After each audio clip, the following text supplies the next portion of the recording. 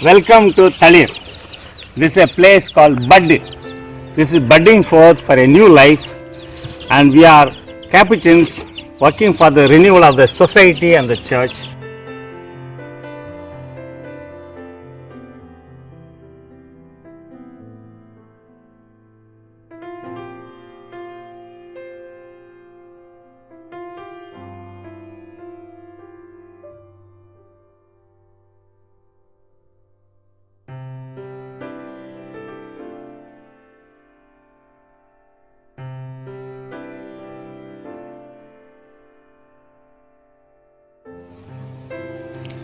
प्रभु यीशु ख्रिस्त में मेरे प्रिय भाइयों और बहनों, सबों को जय यीशु की। आज का दृष्टांत हमें याद दिलाता है कि हम सिर्फ प्रबंधक हैं और ईश्वर मालिक है। उनके लालच के कारण असामियों ने ऐसा व्यवहार किया जैसे कि वे मालिक हों। गांधी जी ने एक बार कहा था, दुनिया में सभी की ज़रूरतों को पूरा करने के लिए पर्याप्त और अधिक धन है, लेकिन किसी के लालच के लिए नहीं है। हमारा उपभोक्तावादी और शोषणकारी दृष्टिकोण ने पूरी सृष्टि का पतन कर दिया है। आज कैथोलिक चर्च असीसी के संत फ्रांसिस का पर्व मना रही है, जिसे पर्यावरण के संरक्षक संत के रूप में माना जाता है। संत फ्रांसिस को सृष्टि के हर एक रचना में ईश्वर की छवि दिखाई देती थी। ब्रह्मांड के प्रति उनका प्रेम और श्रद्धा अगाध थी। उसी तरह हमें भी सृष्टि के हर एक चीज़ों के लिए ईश्वर को धन्यवाद देना चाहिए और पृथ्वी के फलों को एक दूसरे के साथ बांटना चाहिए, ना कि हमें अकेले सब कुछ को हड़प लेना चाहिए। ईश्वर ने हमें इसी उद्देश्य के लिए इस पृथ्वी को हमारे हाथों में सौंपा है, ताकि हम इस पृथ्वी की देखरेख कर सकें। ऐसे भी समय होता है जब हम खुद को ईश्वर की जगह पर रखने की कोशिश करते हैं। हम ऐसा कार्य करते हैं जैसे कि दुनिया हमारी मुट्ठी में है। हम यह भूल जाते हैं कि हमारे पास जो भी है वह ईश्वर का वरदान है। हम इस पृथ्वी पर अस्थायी किराएदार या असामी हैं और सब कुछ ईश्वर का है। संत पिता फ्रांसिस अपने एनसाइक्लिकल लेटर लॉदातो si में कहते हैं कि हमें एक संपूर्ण रूपांतरण की ज़रूरत है, जिसे हम सृष्टि को संपूर्ण दिल से प्रेम कर सकें। दागबारी और असामियों का दृष्टांत हमें कहता है कि इस पृथ्वी पर जो कुछ है वह सब कुछ ईश्वर का वरदान है। हमारी रचना भी ईश्वर का वरदान है, इसलिए हम जीवन का सम्मान करने के लिए बुलाए गए हैं, जो ईश्वर की देन है। हमें एक दूसरे की सम्मान करना चाहिए। अगर हर व्यक्ति दूसरे के प्रति सम्मान करे तो हर इंसान इस पृथ्वी पर सुरक्षित रहेगा। दूसरे शब्दों में हमें यह समझना है कि हमें जो कुछ भी मिला है वह ईश्वर का वरदान या उपहार है। हमें मुफ्त में मिला है, इसलिए हमें उसे सबों के साथ बांटना है। यीशु अपने श्रोताओं को यह समझाने के लिए एक कहानी सुनाते हैं कि उन्हें जो उपहार दिया गया है उसका मालिक वे नहीं बल्कि ईश्वर हैं, और ईश्वर उनसे लेखा जोखा मांगेंगे। कुछ लोग दूसरों का, समाज का और यहाँ तक कि ईश्वर का भी फायदा उठाने की कोशिश करते हैं। सुसमाचार में हम देखते हैं कि दागबारी के असामी उन लाभों का फ़ायदा लेता है जिस पर उसका हक नहीं है, सिर्फ मालिक का हक है। आज के पाठों का विषय ईसाई जीवन में फल देने की आवश्यकता और बांझपन, अकर्मण्यता और दुष्टता के लिए दंड है।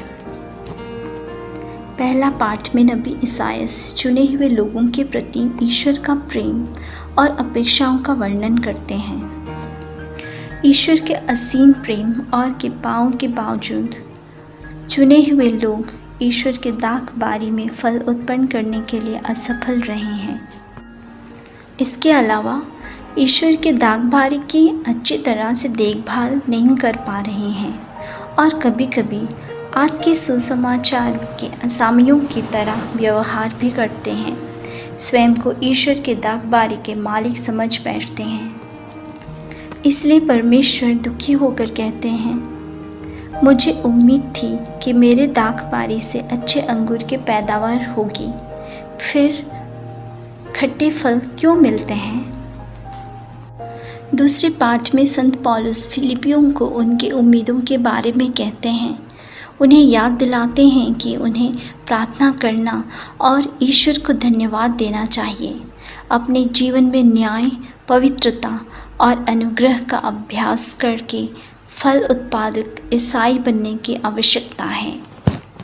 यीशु आज के सुसमाचार में हमें उनके अनुयायियों को याद दिलाते हैं कि चूँकि हम नए इस्राएली हैं, ईश्वर के आशीषों से परिपूर्ण हैं, इसलिए हमसे ईश्वर उम्मीद करते हैं कि हम उनके राज्य के लिए अच्छा फल लाएं। ईश्वर के प्रति कृतज्ञ रहें। आज के दृष्टांत में परमेश्वर हमें बहुत महत्वपूर्ण शिक्षा देते हैं। हमसे उम्मीद की जाती है कि हम इस जीवन की खेती इस तरह से करें कि हम अच्छे फल ला सकें। हमारे जीवन के मालिक ईश्वर को अच्छी फल प्रदान कर सकें। यह दृष्टांत हमें ईश्वर के बारे में और हमारा ईश्वर के साथ संबंध के बारे में बहुत कुछ सिखाता है। सबसे पहले हम ईश्वर के गुण को देखते हैं। एक जमींदार था जिसने एक दाख की बारी लगाई, उसके चारों ओर घेरा लगाई, उसमें रस का कुंड खुदवाया और पक्का मचान बनवाया। इससे पहले कि ईश्वर आपको एक जिम्मेदारी सौंपे, वह सभी प्रकार की सुविधाओं का व्यवस्था करते हैं ताकि आप जिम्मेदारी अच्छी तरह से निभा सकें। फिर एक दिन जमींदार ने उसे असामियों को पट्टे पर देकर परदेश चला गया। यह हमें परमेश्वर के विश्वास को दर्शाता है। वह हमें स्वतंत्रता प्रदान करते हैं। ईश्वर को हम पर भरोसा है कि हम सही काम करेंगे। ईश्वर हमारे प्रति धैर्यवान है। फसल का समय आने पर फसल का हिस्सा वसूल करने के लिए आसामियों के पास अपने संदेशवाहकों को भेजते हैं, लेकिन दुष्ट आसामी उनको मार पीट कर भगा देते हैं। अंत में एक आखिरी मौका देते हुए परमेश्वर अपना अंतिम कार्ड खेलते हैं और अपने एकलौते पुत्र को भेजते हैं। अगर हम इस आखिरी मौके से चूक जाते हैं तो हम सचमुच चूक गए हैं। अंत में ईश्वर के न्याय के दिन आएगा जिसमें विद्रोही मानव अपना जीवन खो देंगे और उनके अधिकार दूसरों को सौंप दिया जाएगा जो अधिक आशाजनक हैं।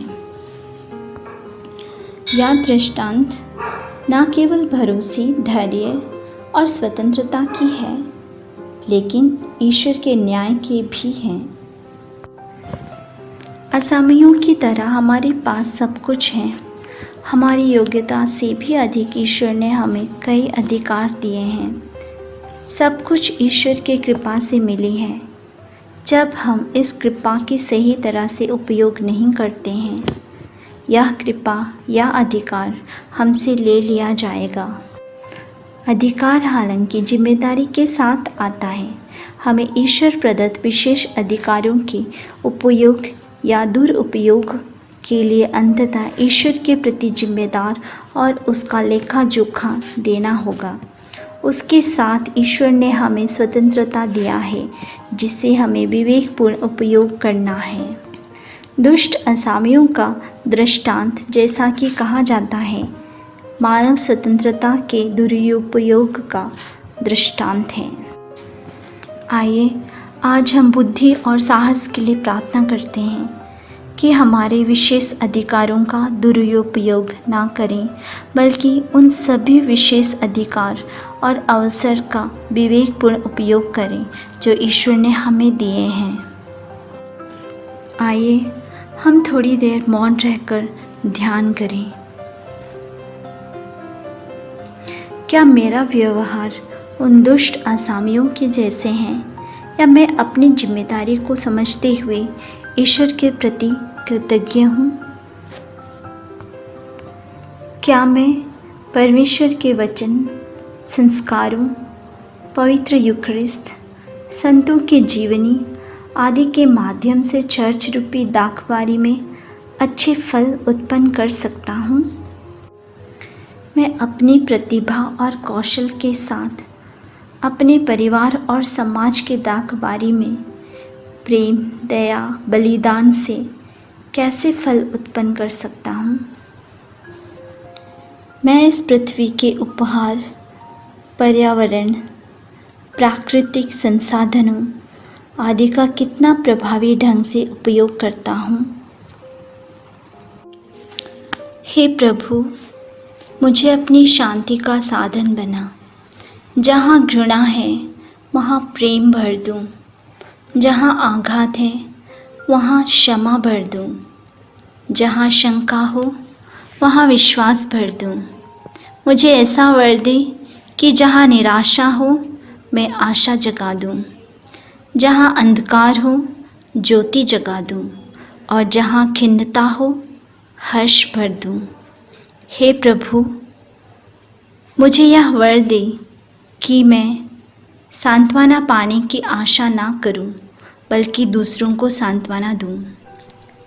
समझा जाने के बदले दूसरों को समझ सकूं, प्यार पाने के बदले दूसरों को प्यार कर सकूं।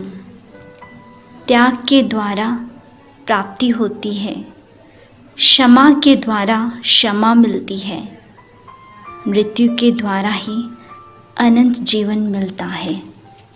आमीन।